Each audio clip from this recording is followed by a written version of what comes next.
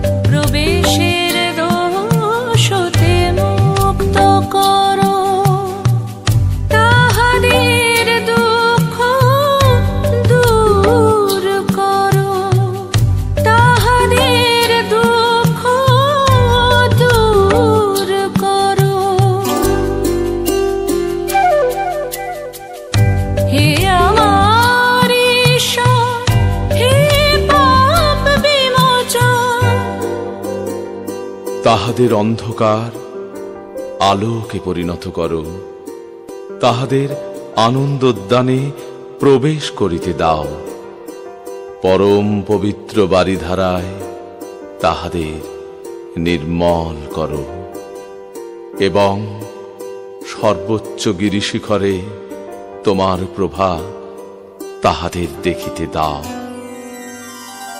হে আমার